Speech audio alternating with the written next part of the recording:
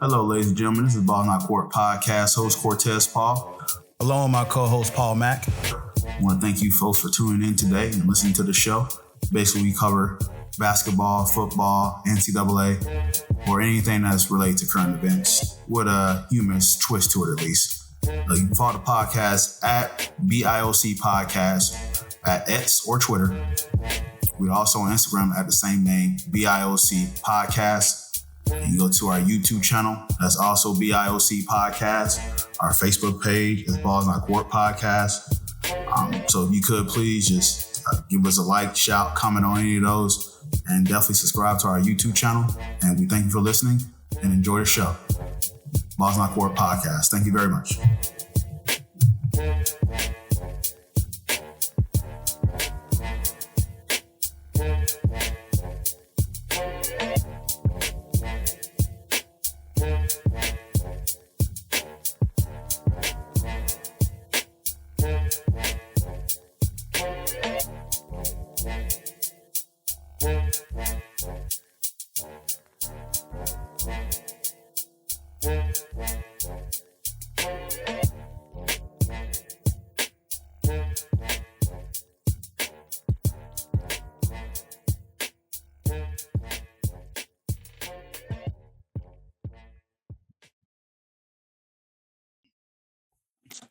Welcome to the Ball Not Court Podcast. Cortez Paul is here. Mr. Paul Mack, good evening to you, sir. How's it going? We're here, bro. Later than normal, but we're here. That's right, because we have a special guest, a familiar face that is returning back to the show, Mr. Kevin Carter. What up? How's it going, my man? It's going good, going good. Hey, welcome back, sir. Welcome back, Mr. Carter. It's good. It's good Glad to have be you back back on the show. Yeah, glad to be back for a little bit. We want your commentary on what's happening in today's sports world, and what better to get. It's a lot of juice stuff going around here, and Mr. Carter can provide some explanatory commentary on this. So it's cool to have you on here, sir, and it's an honor to have you back on here. So I can't wait to see how you break some of this stuff down. So super excited to have you back, sir. Yeah, I'm glad. All right, man. Well, hey, he says that with a big ass smile on his face, like, nah, not really. This motherfucker kept bothering me, so I had to put him back on the show. No, that's not it. I mean, honestly, I done had a few to drink, so let's be honest. So that too, yep, that too. Yeah. Well, if you had chicken wings, you definitely had something to drink with it. I'm yes, absolutely. With the bird, there was some seltzers and some. After last night, you definitely needed some. Oh, brother, you got to bring this up. Yeah. You had to bring this up, man. I stay important for that. We gonna talk about that. Yeah. We're gonna talk about that. But hey, kudos, the Miami Heat and the Orlando Magic played last night, and Miami Heat handling business, but we'll get on that. Anywho, 2-2. Oh. 2-2. Yep. So Orlando hasn't beat the Miami Heat since in a season series since 2018, 2019. I feel like y'all have played a lot. Like it's only like I don't know. It just feels like you guys are playing every week. Yeah. It's shit. We don't play there for a Thursday. minute. It was like there at one time. It was a back-to-back games. They were like, hey, y'all play again. I know, man. A lot of home games. That's why I'm glad they're on a road trip. I won't see them at home until like second week of February, which I'm okay with. I save a little bit of money. I'm okay with that. You can take a break. And then after I got my statement to see what my season ticket goes up, it goes up $2,000. So, yeah. Oh, of course.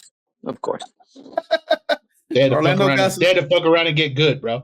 Yeah, exactly. We got some stars now that people put butts in seats, and my season ticket goes up $2,000. Yeah, all right. Fuck around and get good, bro.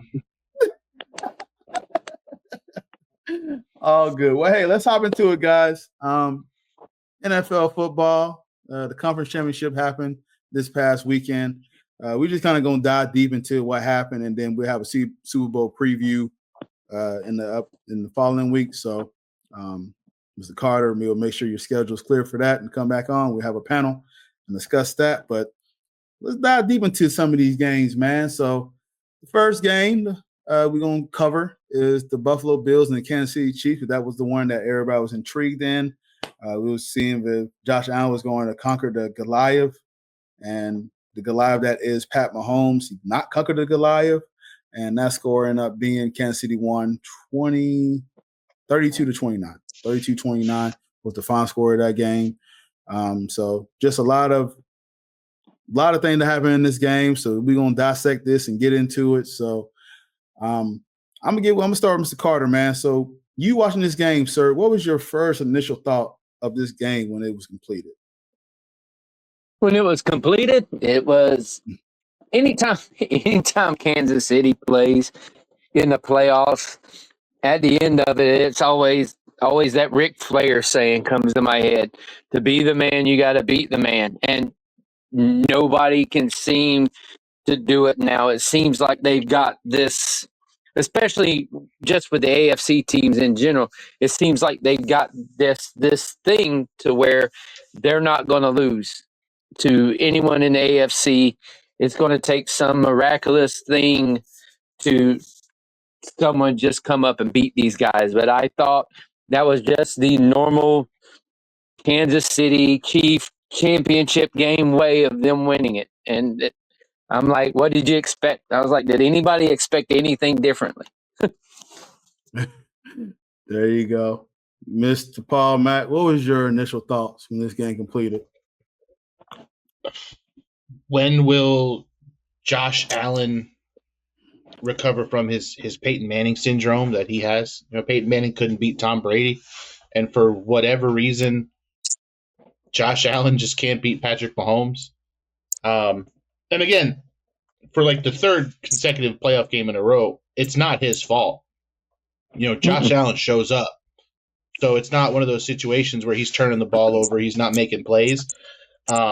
I think the surprising thing was that Patrick Mahomes kind of out Josh Allen.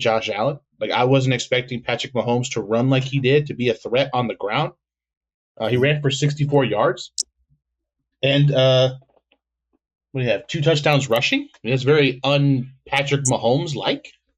So, I mean, that's more of a Josh Allen type stat. If you flip-flop their box scores, you would think, Josh Allen threw for 1, ran for 2. Mahomes maybe threw for 2, ran for 1. But, yeah, man, it was a surprise. And it's just what Patrick Mahomes has kind of been doing all season. The Kansas City defense just kind of keeps them in games. And when it's time to make a play, he just always makes the play. Buffalo did a great job keeping Travis Kelce in check. We kind of figured that would be a point of emphasis for them, is to not let him kill them over the middle, but they were just getting torched by Xavier Worthy all day. There was no answers for him, and what a rookie season he's had. But I think we came out last week and we said that it's going to be a field goal game. Someone's going to win by a field goal. Now, I didn't think they would score this many points. I thought it would be a little less scoring, kind of a sloppier game. But I think there's only one turnover. Mahomes turned it over, and it didn't really hurt him too bad. So there's that. Buffalo usually likes to force more turnovers than that. But yeah, man, anytime it's a close game, you just got to think Kansas City's going to pull it out, and here they are again, winning by a field goal once again, like they have all season long. Absolutely, man. Just that score margin where they have won on game 7 points or less. Something that stuck out to me is that Josh Allen, the bully, usually can, figure his way out and quarterback sneak and get first downs. The Chiefs front line stuff all that. There was 3 attempts that he had at quarterback sneaks and did not get any one of those. And so that was the most that he has been stuffed since 2016. So Josh Allen, as me and Paul mentioned, is that, hey, he's physical. He can get you the extra yards by leaning over. But, man, like every single time it felt like when you was got in that short situation, and it just didn't come up. Josh Allen just could not get the first down. So that front line of the Chiefs, defensive line and linebackers and defensive ends really did its job in containing Josh Allen to make sure that, as me and Paul mentioned about the time possession, it just wasn't in pretty much the favor that the Bills usually run into. So that's what stuck out to me my first initial thought. I'm like, Josh Allen just couldn't extend the plays that he usually does, and it didn't happen the way that it usually happens. The Chiefs were standing their linemen up like they got no leverage whatsoever down low. Every time they tried that short stuff, it was like the Chiefs made the linemen go straight up instead of come down like they normally do and get the push forward. It was crazy. And every situation where you think Buffalo would have somewhere, it was like the defensive coordinator for the Chiefs just called something again that just worked. It's like every time he calls something in a specific time, when they need it, it works. Yeah, you're right, Kev. And as I mentioned on the show a few weeks ago about the Bills' time possession, and week 11 when they played the Chiefs, they was at 34 minutes and 3 seconds. The Chiefs 25 minutes and 52 seconds. The Ravens last week, 31 minutes and 44 seconds. The Bills won time possession with 30 minutes and 32 seconds, but the Chiefs was at 29 minutes and 28 seconds. So within that variance of them having the ball a little bit longer or being close like that, it explains why this game was really close, because even when they played the Bills, the game was a different result during the regular season. But that time possession being that really close explains why there was a 3-point game. Kansas City really just kind of made sure they maximized their opportunities when they had a possession. They didn't do that last time in week 11. And I felt like that with the extension of Josh Allen not getting those extra yards on the quarterback sneaks to get the drive and extend the drives was kind of a result in this game where Kansas City kind of ended up pulling this out. Well, I think what hurt Buffalo too is this was like the third straight playoff game where Buffalo came out slow. They came out slow against Baltimore. They came out slow in the wild card. KC's not a team you can come out slow against. Like, you want to get out on them early because you don't want them to develop a rhythm, or you don't want to have to end up playing from behind. Buffalo spent a lot of this game playing from behind. Now they fought back, got the lead, then Kansas City came down, scored. It was tied up. They got the field goal, but there was a point there where Buffalo had to play from behind, coming out of the half, and it's just, if they were able to just make a couple plays early in that game, and maybe get a touchdown instead of some field goals. I mean, who knows, man? But you're not gonna beat Kansas City kicking field goals, and they have to know that. And I figured they would be aggressive. I mean, on the first few drives, they were going for it on some fourth and shorts and stuff like that. But it's just like, you got to be aggressive and just know that it's win or go home, man. And you have an MVP caliber quarterback on your team, and you got to just let him have the opportunity to win you a football game. And just, kudos to Kansas City. They just keep on doing it, and here we are. I didn't like the way Buffalo came out to start the game. You saw their one big gigantic drive was them just smash mouthing, running the ball right into the teeth of Kansas City's defense and just owning it. They didn't get Cook involved into the game until later on. Like the first series, you didn't even see Cook get the ball. Like, as much as Josh Allen, he had that MVP season. The key cog to that offense is Cook.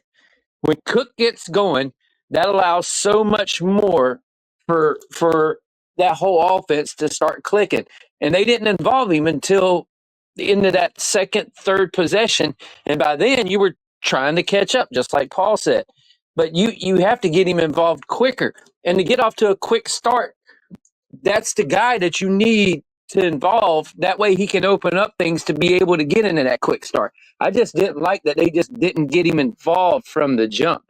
Like, I understand you wanted to get Josh Allen going, but with them crazy ass throws that he threw, that almost the first two passes he threw almost got picked off. Yep. Like, dude, dude, if you come out and run the ball, you get it out of his head, then you get him more involved with his legs and get him going that way. I just didn't like the way they come out and start. It was like Brady just overthought himself coming right out of the gate with the ball. I just didn't like I didn't like how they started out the game.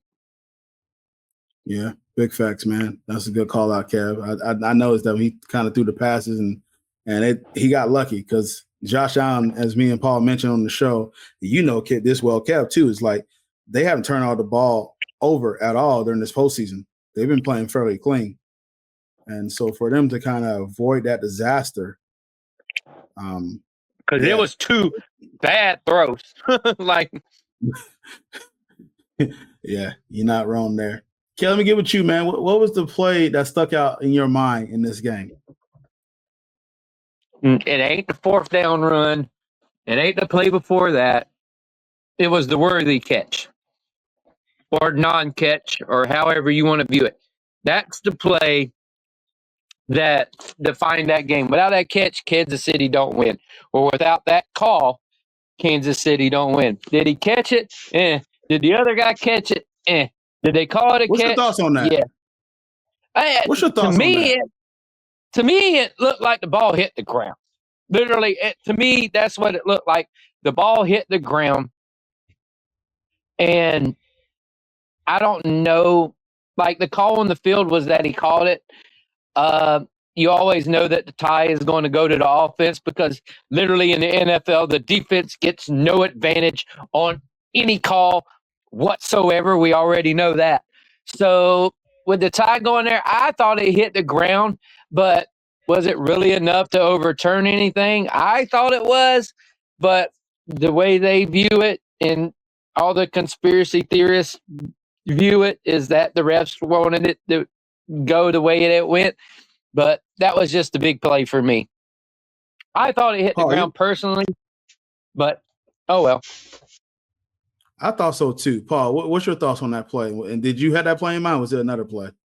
I mean, that was a huge play. That was a huge play. Obviously, because that was ended up getting a touchdown after that, I think. So it extended the drive. But, they went to the booth. Maybe not enough to return it. Like Kevin said, the tie is going to go to the receiver. It's the playoffs, man. Whoever makes the play, you got to make plays. Worthy made a play. We can't sit here and think about that. I mean, obviously, I said there was a lot of plays where just Mahomes' legs. I was actually just super impressed with the moments and times he chose to run.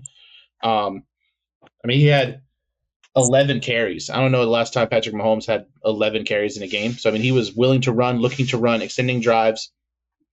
He had the big fourth down late to get the first down to ice the clock. But it's just, when you got to make plays, man, Kansas City makes the plays. And if you're going to beat the champs, you got to make more plays than the champs. And unfortunately, Buffalo got away with a few early. They could have had some interceptions that Kansas City dropped. And that was one of those opportunities where Mahomes made a suspect throw and Buffalo could have made a play on it. And, it was ruled a catch, but it was early enough in the game where, I mean, Buffalo fought back. They just couldn't make plays late. And I think it's the fourth down stops on fourth and short, the defensive line for Kansas City, knowing the game plan and just not letting Josh Allen get those fourth and shorts to extend drives. And, that's what it comes down to. It's just Kansas City made more plays. I mean, on paper, this game was exactly what we thought it was going to be. It was practically dead even in total yards, dead even in time of possession. I mean, we knew someone was going to win by 3. It was just Kansas City because they made more plays when they needed a play to be made. Yeah. Here's the thing. To me personally, and I go back to that Xavier Worthy play, and this was him going over Khalil Elam that at one point, like, it was possessed by Elam. And then they came over and the ball touched the ground. So I thought it was incomplete as well, Kev. So from my standpoint, I think the second hardest thing behind the true definition of love is the definition of a catch. I don't know what the definition of a catch is. I tried to figure that out. Like that's the second most complex thing in the NFL to try to find what is a catch, because I saw the ball touch the ground. Like if your hand is under the ball and it don't move and it don't help you catch the ball, it's still a catch, but it can hit the ground. I'm like, look here, motherfuckers. When we were little, if the ball hit the damn ground, it ain't no damn catch. Pass is incomplete. And so at least I thought what it would have been is the pass incomplete, run a new set of down. Like, that's what I thought it would be. But like, man, like, listen, you guys already know the Chiefs are, for me, and conference rival and division rival. So it's just, man, like, I don't know what the definition of that is. Pat Mahomes and that team and the Chiefs are already so talented that they don't need no more help.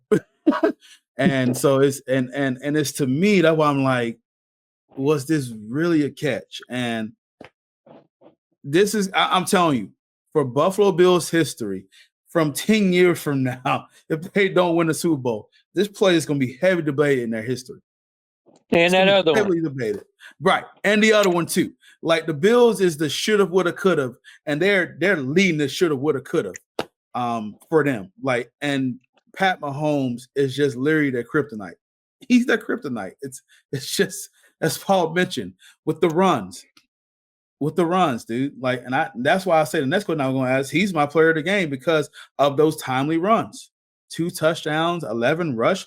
You're right, Paul. When the last time we seen him run 11 times? I mean, he was looking to run. And just to kind of go back on what you were saying, I guess if there was a key play that kind of turned the game around, it was when Elam kind of came in and had to play corner because the corner got hurt for Buffalo. Because they were just going at him every play. He had a defensive holding. He couldn't guard nobody. He was playing like 10-yard cushions on Xavier Worthy. And that's just smart football by Kansas City. They know what's going on. And so whoever Elam was guarding, that's who's getting the ball. You know what I mean? So it's just smart football, man. They're just smarter than everybody else. Like, they're gonna win it. They're gonna win it. They're gonna win the mind game. They're gonna win however they have to win. They're gonna do it because they're just so well coached, and they have a quarterback that just can see and understand those things. And you have an incredible defensive coordinator in Steve Spagnuolo. It's just a well coached football team, man, and everyone knows their role and everyone knows what to do. And the moment, it's no different than in the NBA, right? Like, someone comes in off the bench, and your first unit's out there, and a bench guy's in. Like, you're just gonna go at him. You know what I mean? They see Elam come in the game, and he has to play every snap. He ain't just playing nickel situations or dime situations. He's the every down corner. Poor guy. He might have been the MVP for Kansas City. Absolutely. Oh man. Yeah, who's the player that stood out to you was the player of the game between the Chiefs and the Bills? Oh, it was Mahomes. That dude is just like, even when you think he has a down year for him, he still plays these type of games where, in the back of your mind, if you're on the other side, you're like, okay, what shit is he going to do on this drive that I'm just going to sit here and be like, damn it, there he goes again. And every time Buffalo thought they had an answer for it, he would do something with his legs or do some crazy pass or just do something that makes you go, yep, there's the shit that I was talking about. So it's he always puts it in your head like, dude, we're screwed. Because this dude's going to do something. You know it's coming. You just don't know when. But when it hits you, you're like, shit. Big facts, man. Paul, for the Chiefs, What's your recommendation for them how to get rest and how to prepare for the big game? I mean, luckily for them, they rested the last week of the season. They had a first round bye. So I mean they're pretty healthy. So I think they're in a really good spot. They're not in a situation where, your starting quarterback came out of concussion protocol a month ago. He has you don't know how bad his knee injury is. You don't got, wide receivers reading books on the sidelines. You don't have all these things happening for Kansas City. So I think for them, it's just business as usual. I think it's just going to be just a real casual week off and just prepare. They've been there before. This isn't anything new. I mean, what are you going to do, right? You clock in the same every day to work that you do any other day. This is just another work day for Kansas City. So I don't expect anything different. Shout out Travis Kelce, though, for getting an A on the exam and not showing up. So good for him. Good for him. He'll write his name on that science project. Yeah. Look at the Buffalo Bills, man, and what's the next steps for them? They come close again. They beat a really talented Ravens team to get here, and Josh Allen and Pat Mahomes is this battle that we've been having for the last few years, and Josh Allen come up short again. What is it that Josh Allen, the Buffalo Bills, what can you say to this fan base, what they need to try to slay Goliath? Well, the only thing I want to say to the fan base is, yeah. But it's in their head now, man. It just like Paul said, it's that Peyton Manning getting over the Tom Brady hump. It's like you can continue to have these great years, be in the MVP conversation, have your team rolling, be good, but you're always going to run into that one guy who's like, yeah, I still don't think so. You're not ready. I think even when they lost pieces that we all thought they were going to be worse off, they completely flip-flopped it and did the complete opposite of what they did a year ago, where they threw the ball all over the place. They started running the ball all over the place. I still think they need a solid number one option for Josh Allen to rely on. I think all the pieces they got now is all twos, like 2A, 2Bs, everything. They still need that number one option that he can go to and he can really depend on. But man, it's like every other team in the AFC, and just like Baltimore, just like Denver, just like everybody that was in the playoffs. How are we going to beat Kansas City? Everybody's trying to build that team up to how are you going to beat Kansas City? And there's just right now, there's no answer except for them catching swine flu or something like that right before they play you. Or what is it now? Bird flu is going around. Bird flu. It's just it's difficult, man. It's just hard. Like people are like, well, I feel sorry for them. And I was like, nah, my team fucking has to deal with that shit too. I don't feel sorry for none of them. So every team has to go through that shit. I don't feel sorry for none of them. Like, we all got to deal with that shit. Why am I going to feel sorry for you for just being the team that's got to deal with that shit now? Like, I don't feel sorry for it. But it's just shit. It's just difficult to get over. It's like when everybody had to try to get over the Patriots. It's the same exact thing. This is just the new Patriots. Have to figure out that way. I think too, like if you're a Buffalo fan, like, and even if you're Josh Allen, like the toughest part to all of this is like a lot of the critiques and stuff that we give like a Lamar Jackson, right? Like he turns the ball over, he might cost his team here and there. We saw it against Buffalo. Like he makes some plays where it's like he could potentially be the reason why they lose a game, as well he could easily be the reason they win a game. Almost every time, Josh Allen damn near outplays Patrick Mahomes, and he just can't get the win. You know what I mean? Like, at some point, what do you got to do? Like, none of us thought Buffalo would even be here after all the losses they had, all the guys they lost. They had a bunch of just, first and second year guys at wide receiver with some tight ends and James Cook as your running back. And here they are going, having the season that they had to get to the AFC Championship. And then even then, Josh Allen plays a game very similar to Patrick Mahomes. Just Patrick Mahomes had just, timely runs and ran it in twice. And that's kind of the difference of the game. But he didn't turn the ball over. He didn't put his team in a position to lose. And after a while, it just becomes like, what else can you do? And at this point, it's, do you improve the defense? Is the defense not good enough? Like, what you're lining up for?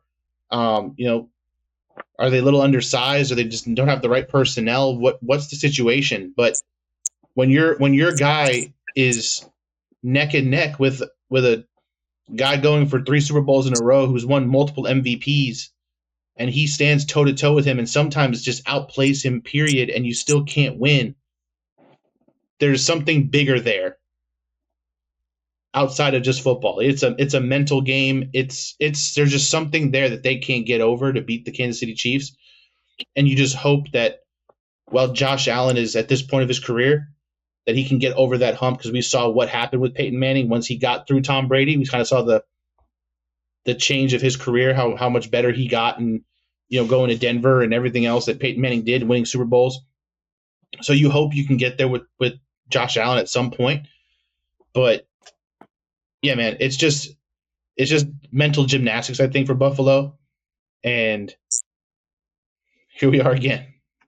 It's just to that point where you got to go, okay, somebody has to make that one play that is going to make the difference.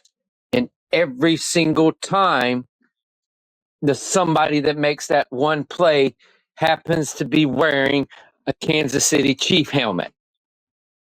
And that's what happened this game. Not only was the plays by Patrick Mahomes, the blitz at the end of the game, the corner coming right off, making the play that he needed to be played.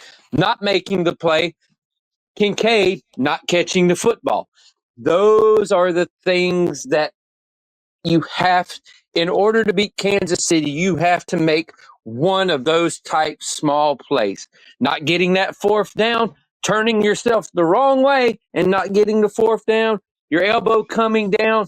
It's a game of literal inches is the NFL. You make one play, you win that ball game. The other team made the play instead of you. That is the biggest thing, that because all Buffalo fans right now are drawing lines on their screen and going, look, he went past the line. Oh my God, he went past the line. It shouldn't even mattered because the other guy made the line to play before that. Are you watching the football game? The dude's elbow came down. He was still short. When Josh Allen hit the line of scrimmage and turned the wrong way, they blew the whistle because his forward progress was stopped. You keep playing the video, of course he's going to go over it because everybody stops. I'm like, come on, dude, it's close. But you can't blame the game on the one play when you had the ball at the end of the game, could have made the pass, but didn't complete it. It's a game of inches. It's a game of one play at a time, and one play does matter. In this sport, one play definitely can make all of the difference. It's the thing, if you can make the play or if you cannot make the play. Buffalo didn't make the play. The guys wearing the Kansas City helmets made the play. You want to beat them? Make a play, dude. Yep, you guys are right. Just the margin of error just goes down. Minute. You go further into the playoff. Yeah, it's crazy. Just little stuff like that, and the score just reflects that, and it's just insane to see how it's a Blink 182, Tom. And they didn't get it. So, yeah, man, I agree with y'all. It all comes down to a Blink 182 song. All the small things. All the small things. Good analogy, Kev. All right, so let's move forward and talk about the next game. The Washington Commanders played the Philadelphia Eagles. The Philadelphia Eagles won 55-23. Welcome to the show, Kevin. Paul's been having debates with the Eagles of TikTok, and Kevin is going to join that because Kevin don't like. We had a week last week, Bub. We had a week last week, and quite frankly, engagement. It's what I expected. You know what I mean? Thanks for the engagement. I appreciate you watching the whole video. That's awesome. Comments are awesome too. Gives Cortez here time to respond to him and just get us some engagement points. Oh, yeah. But you're gonna be excited about a team who was favored by 2 touchdowns to win a game anyway. Like, I mean, did anyone give Washington a chance? I didn't. No. I thought that for some reason Jaden Daniels, he didn't play terrible. That game started off tough. Like, Washington had a really strong first drive. They were going for it on a lot of fourth downs. They were extending the drive, ended up getting a field goal, and then literally the first play from scrimmage, Saquon Barkley goes to the house for like 70 yards, and I was like, "Oh, here we go." If you could take back the last 5 minutes of the first half for Washington, the game would have been a little different. But as soon as that dude fumbled that freaking kickoff, I was like, here we go. The people that worship an imaginary boxer are going to have a field day, and their team's going to go to the Super Bowl. That's why I can't take Philadelphia seriously. They literally, their biggest hero is an imaginary boxer. TikTok gonna be on our ass, bro. Here we go, bro. Here we go. Oh, Kevin gonna join the party, man. TikTok go, because one, your process still sucks. It took a guy from New York to come and save your ass. And you still worship an imaginary boxer. I will give Philly credit where it is due. Jalen Hurts played a hell of a game, way better than I thought he would. Obviously, he was limited running the ball because obviously his knees a little busted right now. But again, ran when he had to. The little tush pushes are always going to be there. But Washington? He ran for 3 touchdowns, and Saquon ran for 3 touchdowns. No, it's easy to run for 3 touchdowns when all you have to do is fall forward an inch. Tell that to Josh Allen, bro. Like that. Yeah. Oh yeah. My favorite damn thing of that whole game was the dudes from Washington were like, "Screw this stupid ass play. We are going to keep jumping off sides. We are going to jump over it. We're going to fuck this stupid play." It got to the point that the rest of the next time y'all do it, we will award them a touchdown. That is the first time I've ever heard that. I was like, holy shit. They're just going, I would have done it just to see if they would have done it. I'd have been like, hey. The Chiefs put that in their little book. They said, wait, we can get free touchdowns? So oh, yeah. They were like, the refs are going to give away free touchdowns. Holy shit. But I was like, dude, jump over this shit again and see if they really would have done it. But again, like the real turning point that Kev said, like the last 5 minutes of that first half, obviously turnovers, 4 turnovers to none, three lost fumbles.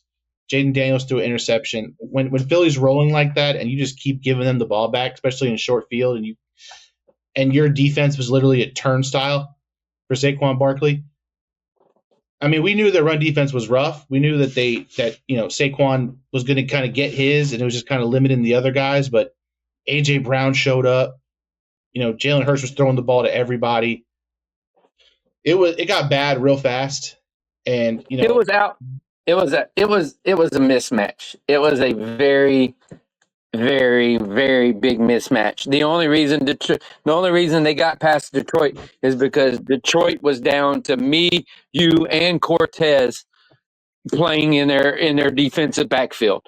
That's basically what happened for Detroit. Detroit just couldn't overcome all of those injuries and then turning the ball over as much as they did.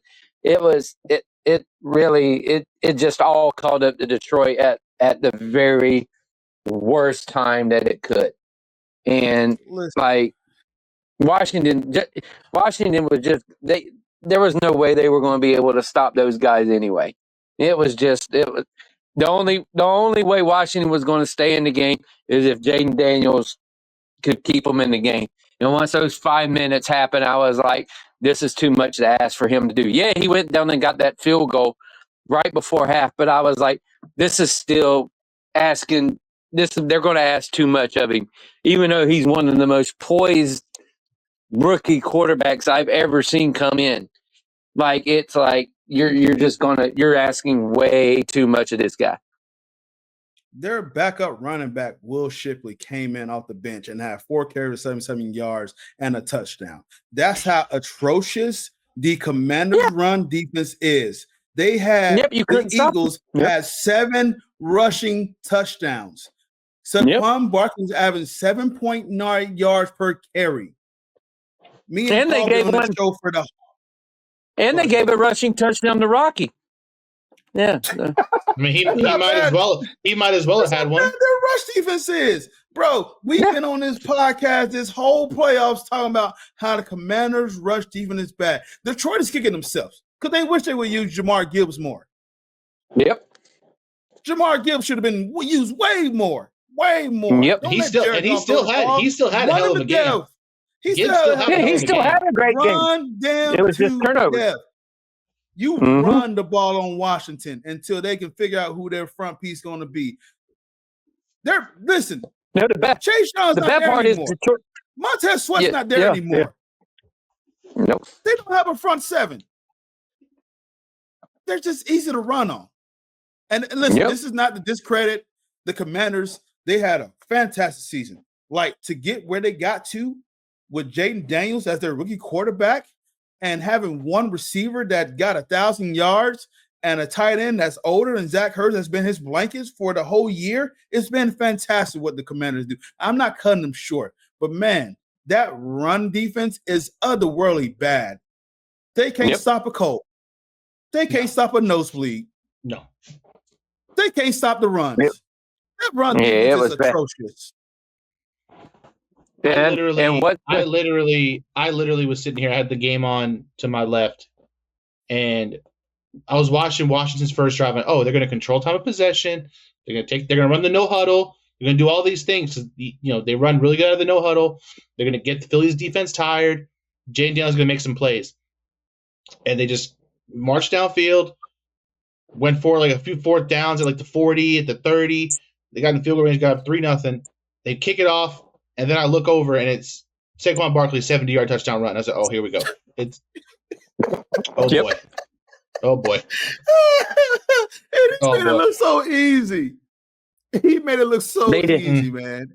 And Washington tried to do everything they could to stick in that game. But once that fumble happened on that kickoff, I said, they're done.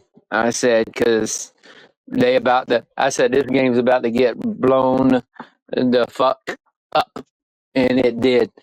But Philadelphia should be sending thank you notes to the New York Giants for being a bunch of retarded jackasses and giving the money to Daniel Jones instead of Saquon Barkley.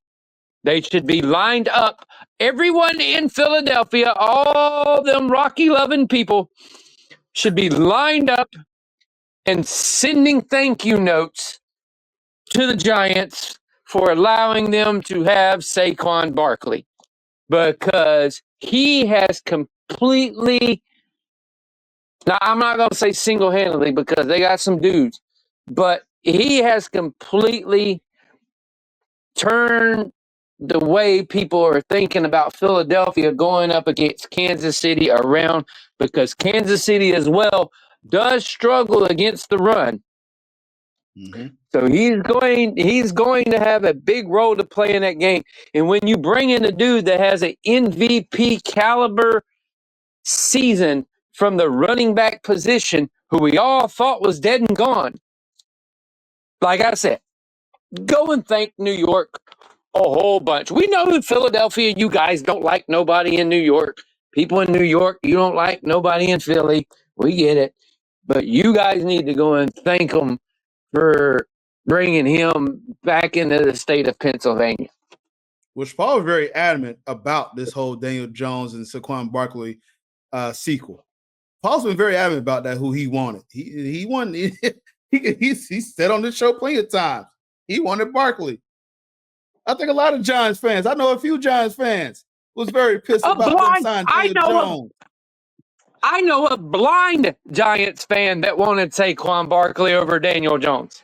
Because even he could see that Barkley was better off being in a Giants uniform than Daniel Jones was. I don't know if either of you have seen like the video that's like surfacing the internet of the Giants GM at his house with his kids, and they're planning for the draft.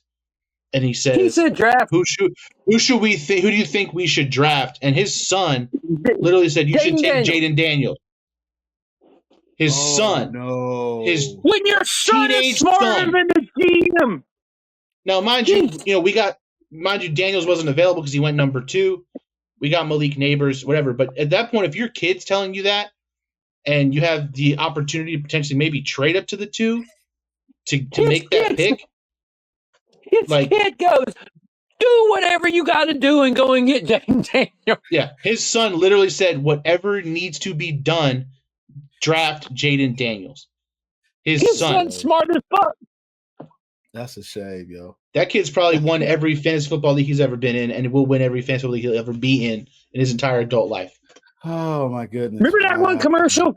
Remember that one commercial with the guy with that one kid that just walks around and he's everybody. He's like, well, actually, that's what he was. He was like that football genius kid that was on that one commercial where he's like, well, actually, this blah blah blah blah blah blah blah. But this little kid was like, yeah, draft Dane Daniel. We'll be much better. But we've got Daniel Jones. It's just the fact that you have to now live with the fact that your dumbass was on, Hard Knocks in the offseason, and that's a piece that NFL Film owns, is the fact that your child is a better general manager than you are. And that's something that the Giants got to live with, and, the draft's coming up, and there's some pieces there, maybe, who knows. We got a lot of work to do. But when you have a generational talent at any position, you have to do what you can to lock them down. And unfortunately for Saquon, he had injuries. So, that weighs into the decision. And, you don't really know where his ceiling's going to be. The Giants weren't. Well, but the Giants, they were never really a great team either. So, I mean, the numbers Saquon was putting up when he was healthy were, they were great, but you put him on a team like Philly with that offensive line and that scheme, and see what happens. I mean, this is a team who 2 years ago when they played Kansas City in the Super Bowl, their starting quarterback was DeAndre Swift, and they lost.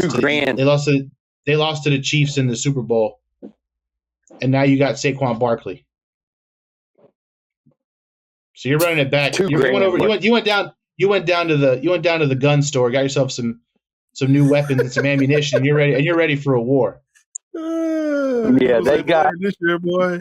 Nah, they didn't go and get a gun and ammunition. They went and got a freaking tank. They went and got the biggest Sherman they could go and get, and was like, yeah, now we're going to go at it, because they're going to be able to go right at Kansas City, because Kansas City's weakness is run defense. That's their big weakness in their defense.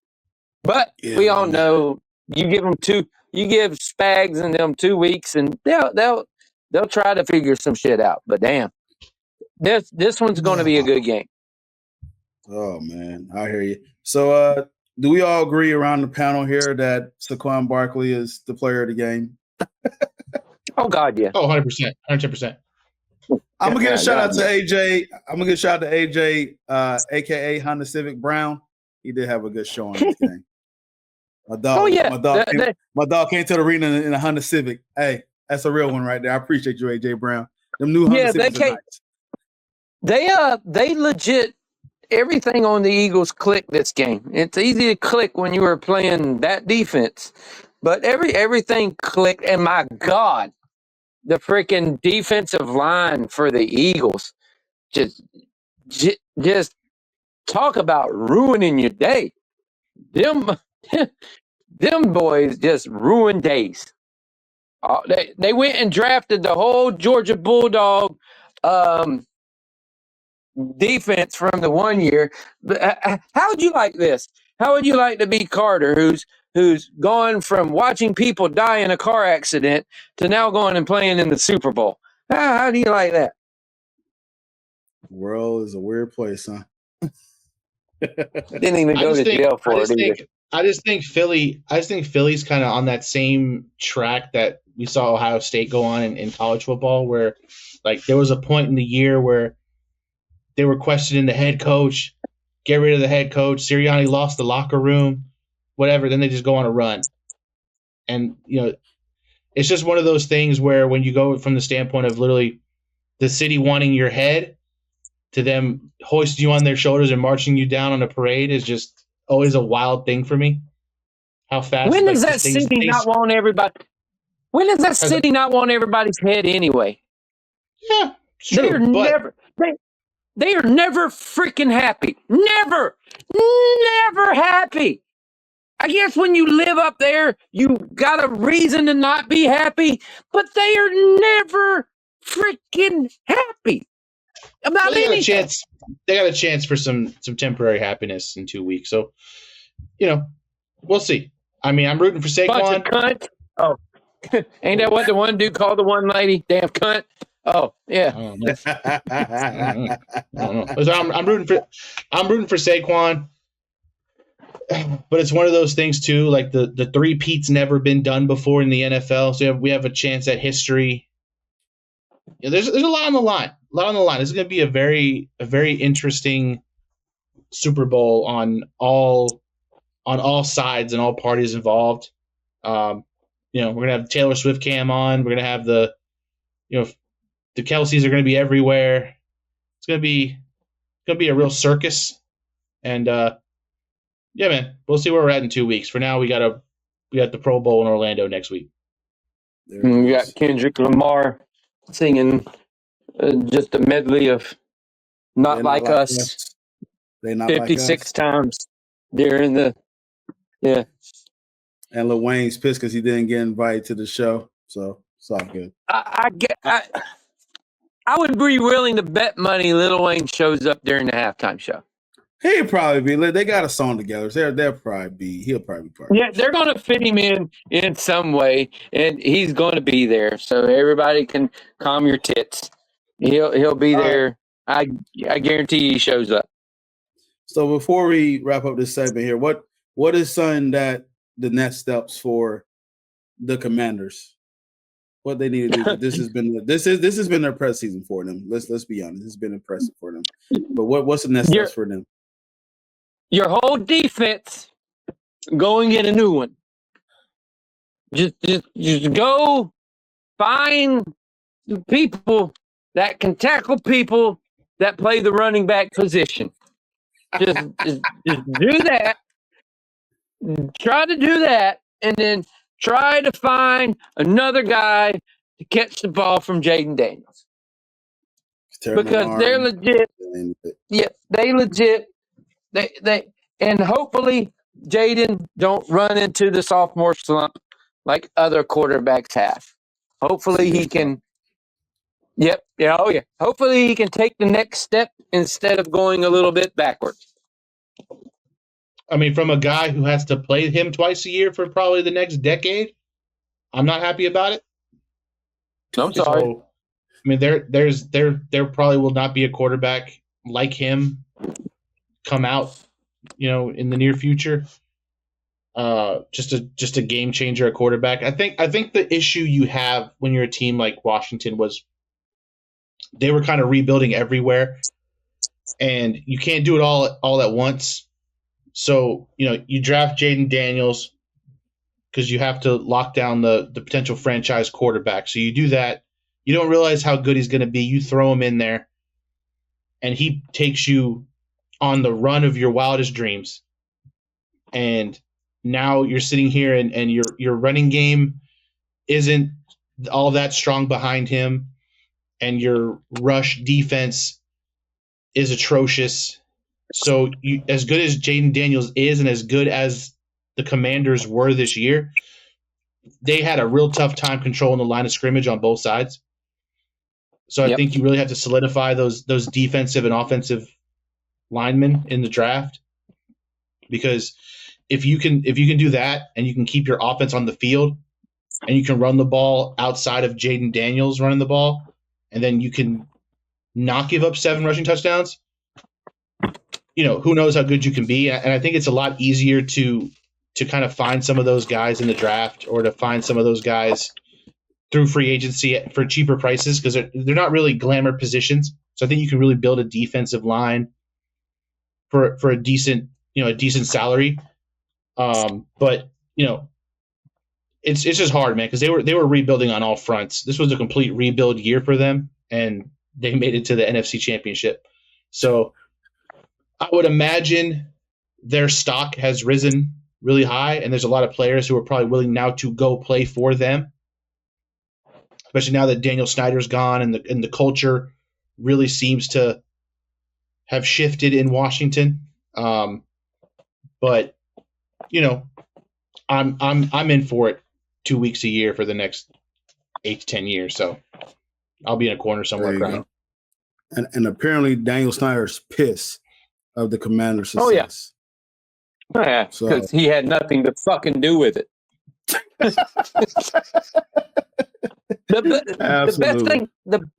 The best thing for Jaden Daniels is hopefully Brady don't get a head coaching job or goes anywhere else, because the way he went, Jaden, here's what you do well.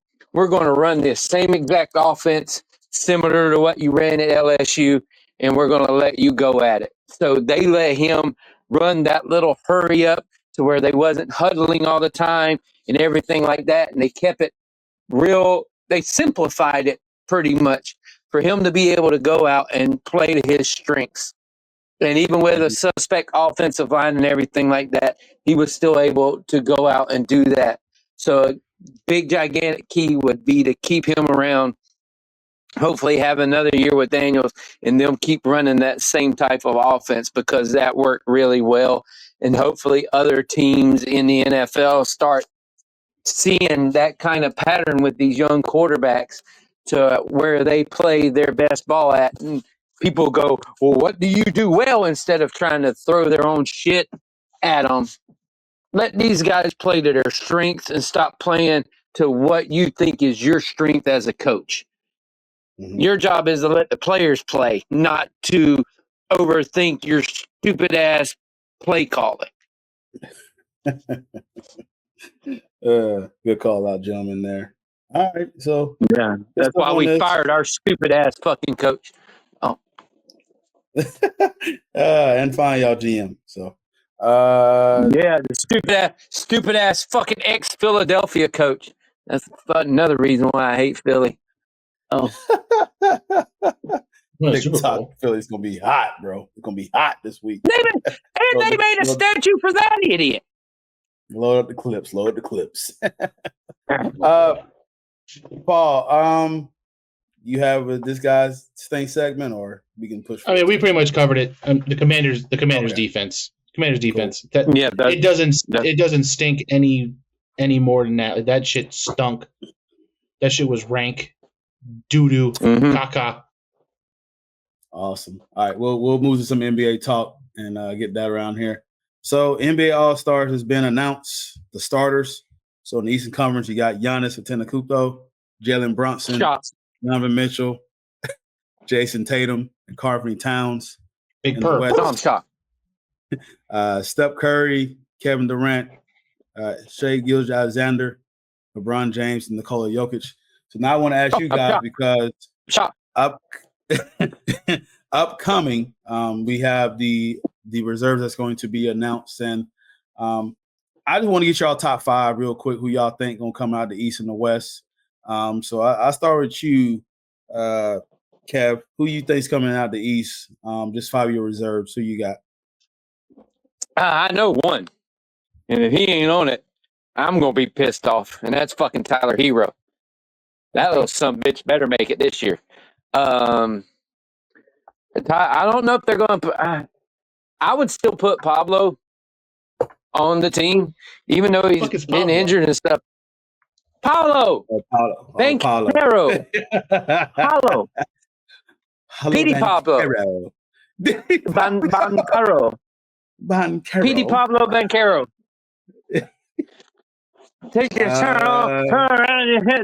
Oh yeah, the bad part is I haven't watched hardly any fucking pro basketball.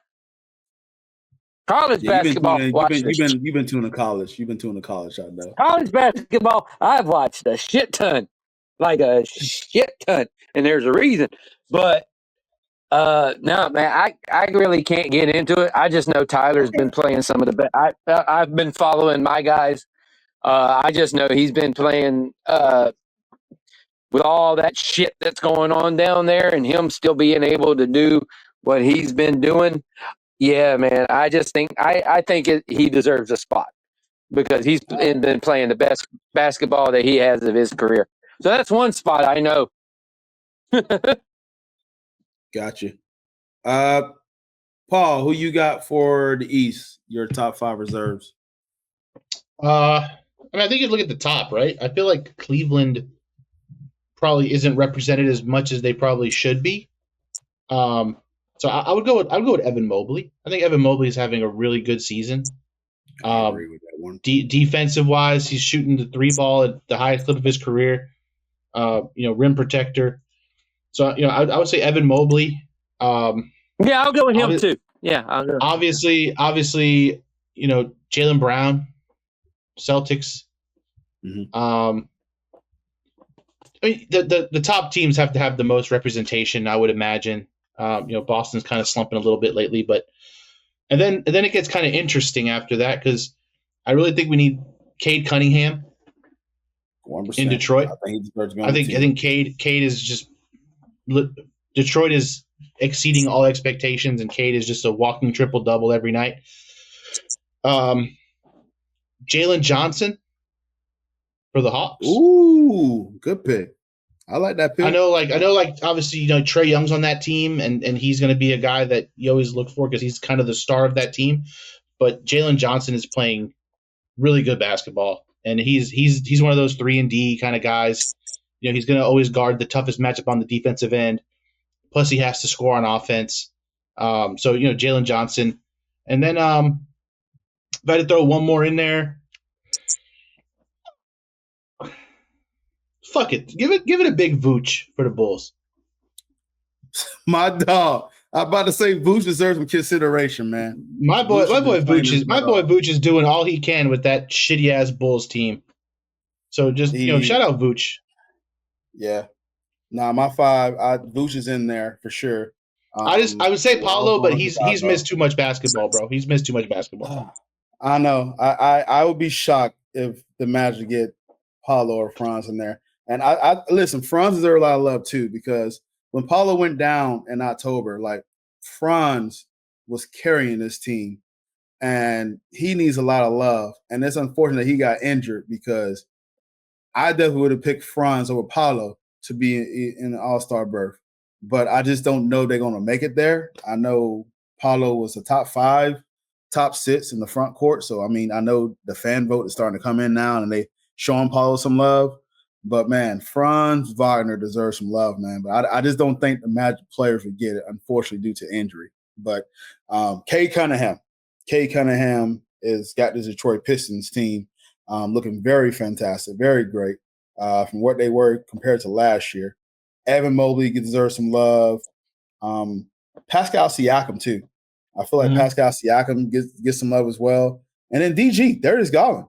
I know we do show love to Evan Mobley, but Darius Garland needs some love on theirs too as well. Guard-heavy Eastern Conference, though. That's the only problem he has going against him. It's a guard-heavy East.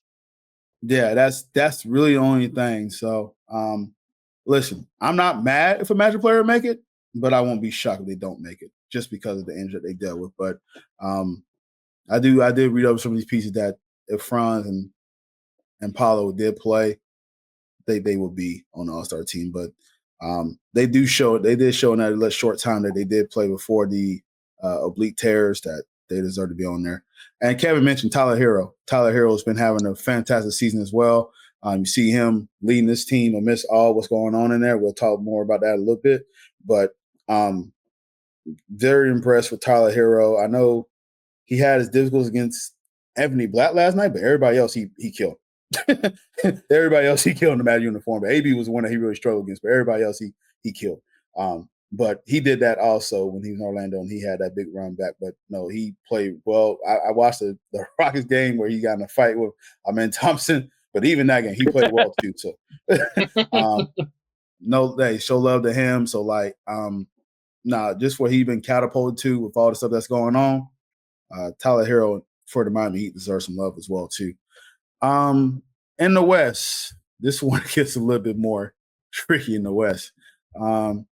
Who you got as far as like a few in the West, Paul?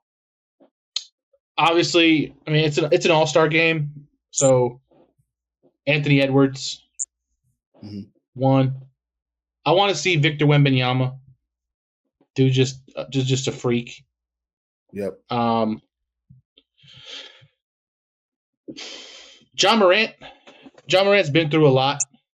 Okay. Last few seasons, and Memphis is playing really, really well, and Ja is a big part of that. I would say. I want to hear the name. I know you got on your tongue. I want to see you say the name. So I'm waiting till you see you. I want to see if I'll hear the name. I want to see Şengün from Houston. Alperen Şengün. My boy Şengün. That guy deserves to be on the All-Star team. Yes, Alperen Şengün. The Houston Rockets are, again, just the third best. They won again. They won again tonight. They went and beat Boston. They beat Cleveland twice this year. Rolling. They are rolling. Udoka has that team rolling, and they could probably have multiple All-Stars because Jalen Green is real good, playing well, absolutely, real good. But Şengün is the cog of that whole team. They go as he takes them with the way he can pass, the way he can rebound. So I would say Şengün, and if I had to throw in a fifth one, Jalen Williams from OKC. I just think OKC needs more representation. I mean, they're the best team in the league. Yep. So you have Shea started. Was healthy, right? If Chet was healthy, he'll be in the mix too. But Jalen Williams will be in the mix for me too. Norman Powell has a fantastic season with the Clippers. He deserves some recognition. He might be a snub, but Kev, you got a few names that you thinking out west? At least one or two. That should be Anthony Davis ain't even on the All-Star team yet, or he ain't starting, is he? Nah, he's not starting. Well, he's gonna be there. They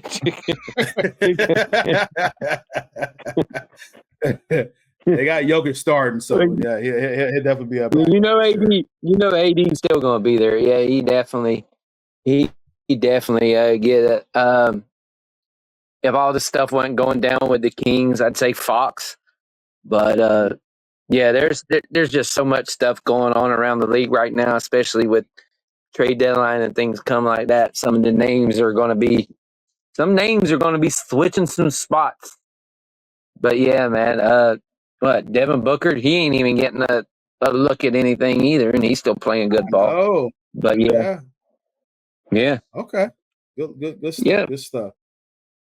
Any of the big name guys that ain't on the team, go back. All right. I said, I've been watching too much college basketball right now. You've been tapped in, man, and I watched a little bit. When they play Kentucky, that's like the one. When them boys are playing, when them boys are playing, it's ridiculous. When they own, you ain't. They got some tough games coming up, but Florida's damn good. Florida is really damn good at basketball. A buddy of mine at work, he's a Georgia fan, and he was like, "Yeah, we're gonna give y'all a run." I was like, "Okay, we'll see." I saw him at work, and I said, "Yeah, I'll give us a run. Y'all run y'all's right the building after we got about 30." He was like, "Oh shit!" Yeah, I was like, "Yeah, see y'all later." So who you got? Who you got with who you got? I know you got Şengün, Cortez. Who you got? Who's your other four? So I'm gonna go with Kyrie Irving. He was on my list. He was on my short list. Yeah. Good. Jaren Jackson Jr. Dude has just been fantastic, so I'm giving him a shot. And listen, I'm just doing 5. I know what I'm doing out of order. Yeah. Victor Wembanyama. Listen, fantastic talent. He's going to get there. So yeah, Anthony Edwards as well too. I know the Minnesota Timberwolves is not where they should be, but you got to have him in the game somewhere, and I go with that. And I do agree with Jalen Williams too. I think Jalen Williams should get there, because you can't leave those guys out. No, and like OKC being the best team in the NBA, and they need at least 2 people. Mm-hmm. Yeah, they need at least 2. And Chet was healthy. Chet's another defensive presence and could have been in the running for that, but now OKC is really, really doing some fun stuff, man. They're OKC is good, man. Oh man. Yeah. But you can't leave that Wemby and stuff. Absolutely. All right. Okay, we're gonna go on it. You kind of breaking in and out, so I'm gonna ask you this question here. So hopefully clip a little bit. But because I know we got a Miami Heat fan on here, so I'm gonna have him kind of go over this. But so Miami Heat's going through all this Jimmy Butler drama.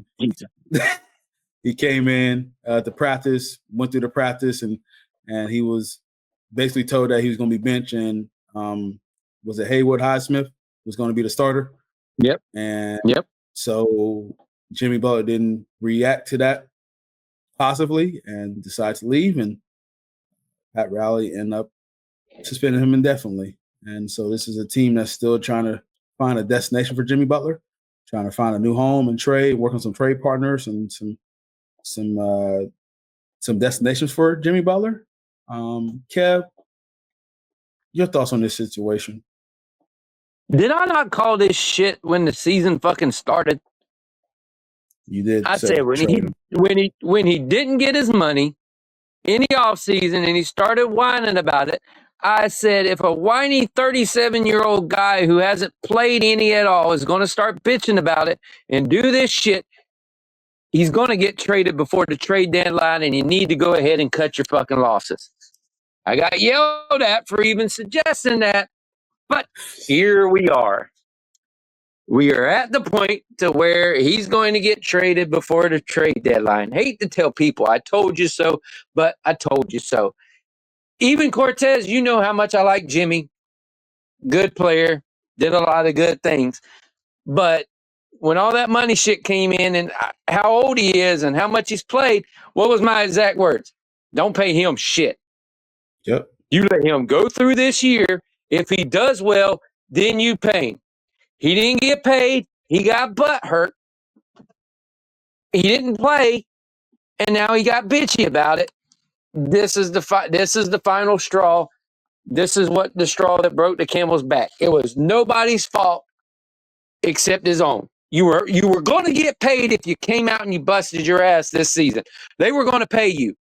You didn't do it. This is the consequences for your actions, and this is what's going to go on. So now they're trying to find just somebody that'll give us a half-eaten thing of Pringles, a Capri Sun, a Lunchable, and some dollar store candy. Well, that's all we're looking for right now. We're just looking for somebody to take this nuisance off our hand. But I understand why they're doing it, because they want to set the first time in forever.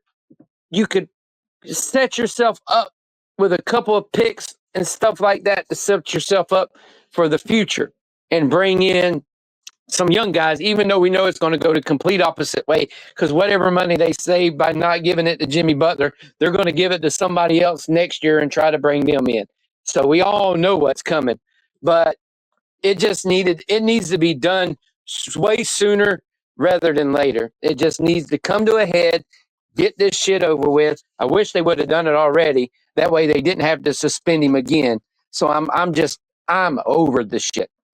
Like now, where everybody started the shit, everybody was like blaming Pat Riley and blaming all this shit. Now you can see where it's coming from. And it's the Jimmy Butler syndrome all over again, from when he was in Philly, when he was in Minnesota, when he was in Chicago. This is what happens. This is what eventually ends up happening. Well put, man. Paul, did you say the anus? Yes, I said he's being an anus. He said the anus. So looking at this from an outside perspective, right? At what point do you not look at this as like Miami's just baiting this guy at this point? Like they know he's feeling some type of way, and they just keep poking the bear and they just keep messing with him to make him do these things so they can suspend him and then not pay him at all. Like if you don't want him there, telling the guy a few hours before the game and you're not going to start him, kind of tough. That's kind of tough. That is kind of tough. He knew when he came into practice. He knew he wasn't. He knew he wasn't going to play.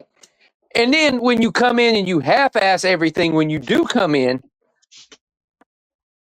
both sides are guilty.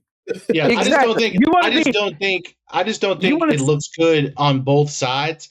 And like I know, like heat culture and all this stuff's been a thing in the Pat Riley, Eric Spoelstra time frame, but like what you're seeing unfold right now feels like someone, aka Pat Riley, older guy, is kind of getting out of touch with how some of these players are and how they think, and that's going to cause a problem later on, because he's at the point now where his way or the highway. Like he's not trying to hear it. He's not trying to meet you halfway.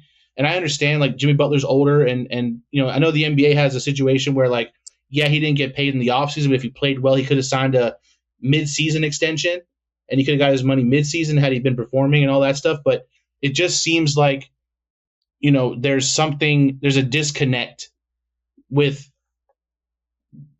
Pat Riley and how he's kind of handling some of the talent coming in and out. Obviously, you have a Tyler Hero who's going to be, a guy who's being brought in through the organization, so it's a little bit different. Bam Adebayo, kind of same thing. But I think when you're trying to land a lot of these stars that you're hoping to sign in the off seasons to come, and they start to get up in age, and they know that this is how it's going to be when they're trying to get contracts, they're trying to do certain things, I think it's kind of a bad look if you're that organization. Because I said, they let Dwayne Wade go. Obviously, he ended up coming back. They let all these people go that have been there, and as they aged, they just kind of let them leave, threw them away. Yeah, Wade did take like a discount for most of the time and looking out for the team, but I feel like sometimes they could have handled the Wade situation a little bit better. But Wade the Wade nation through. Yeah, the Wade situation is different, because it like Dwayne deserved it. Like Dwayne's deserved it. Like he should have been given his money for everything that he done just during those Heedle years and stuff like that, to bring in these guys for them to be able to compete. Jimmy, okay, he did what he did in the playoffs and shit like that. But damn, man, when you play 35 out of 82 games and you go, well, look what I've done for you in the playoffs. And dude, if you play more games in the regular season, we can do more shit. And then we're going to be able to, like, you can't demand to be paid like a full-time player when you're only playing a part-time role. Like, you can't come at me going, I want to get paid this when you've only played 6 games. You can't go, I want to be played like this when you come out and you mope around, you woe is me, and you score 9 points in a freaking basketball game. And you're supposed to be the dude on the team. You can't come out with these big, gigantic demands when it does your play doesn't match what you're demanding. Like he like just play. You knew if you played the year the way that you've been playing that they were going to pay you. You knew it. You flat out knew it because they told you, you play, you show us that you can be that guy you were before and not the guy that you were last year, and you will get paid. And then you got mopey and didn't bring it like you were bringing it before. And now all of a sudden you're pissed because you didn't get paid in the off season, and now you want to go somewhere else. That's on you. Like, if you wanted to play, then play. I'm not happy. But I'd be damned. Give me $18 million to play basketball. I'll be fucking happy. He's making more than that, by the way. But give me that shit. Exactly. I'll be happy wherever the fuck I'm playing. This shit ended up being on him because he started half-assing shit, and then when they called him out on his shit, he got mopey. And you can't do that shit around an old head like Pat Riley, because as soon as you start that mopey bullshit and all that stuff, he's going to call you out on the shit, and he's going to do exactly what he did. Yeah, you can't miss planes. You can't miss planes to go on a road when you're going on a road trip. You can't miss the flights. You can't get mad because you haven't played how many games and you're not getting inserted right into the starting lineup. Come off the bench like somebody would have come off the bench if they were injured. He had a spot to where he could earn himself back. You have to earn shit back. And instead, he moped through the shit. Scoring 9 points in a ball game when you come back and you played all them minutes and you acted like you wasn't even trying. Get the fuck out of here. That's the shit that pisses me off. I don't give a shit about all this other shit. When you get out on the court, did you show me what you wanted to do because you wanted to be out there with your guys? No, you fucking half-assed it. Get the fuck out of here. Don't half-ass the shit if you want to play fucking basketball. Get the fuck out if you don't want to play. Hey, Kev's ready for this divorce. So there you go. Yes, it's been ready. Bye. Thanks for everything. Here's the dog. Get the fuck out. All right. Good stuff. One last segment. And so the dunk contest. The participants have been announced. Still going on? Yeah, so Mac McClung's going for a three-peat. Oh, Jesus Christ. It's against Stephon Castle, Matabu Zalis, and Andre Jackson Jr. So we're not even going to talk about it. There you go. Thoughts on this panel? I was about a response. It's terrible. Okay. Yeah. Sucks. Yeah. Okay. Sucks. Cool. Hey, whenever the white boy is going for a 3-time champ, it fucking sucks. Next. Hey, man, put some respect on Mac McClung, bro. Who's in the three? When the guy's not even in the NBA. When he won the last one, he's a fucking G leaguer. No, next. All right. Now he's a WNBAer. He's for the Osceola Magic. So Jesus fucking again. Oh my God, Jesus. Osceola Magic, Stephon Castle is the rookie from the Spurs. Matabu Zalis is the rookie from the Bulls. Andre Jackson Jr., I believe he's a second-year player from the Bucks. Good. Nope, don't care. Who's in the 3-point competition? That's what I give a shit about. They haven't announced that yet? No, exactly. There's a reason why. They were like, Announce the shitty thing first. Then we'll announce the good shit later on. Good stuff. All right, guys, fun stuff. Good podcast. Let's wrap this bad boy up. Make sure y'all stay tuned. Next week, we'll get a panel to go over the Super Bowl preview. We'll go in depth. We'll see what Mr. Matt had planned for cooking or barbecuing or what's on the table. Mr. Carter, what he's going to have. I know where I'm going already. Okay. We do some fun stuff. We dive into the commercials and we dive into the entertainment, which is going to be Kendrick Lamar. So should be a fun episode. I'm going to try to work on getting Brad and on the show as well. So we'll get a few people on the show and try to work out schedules for everybody. So a fun panel to follow.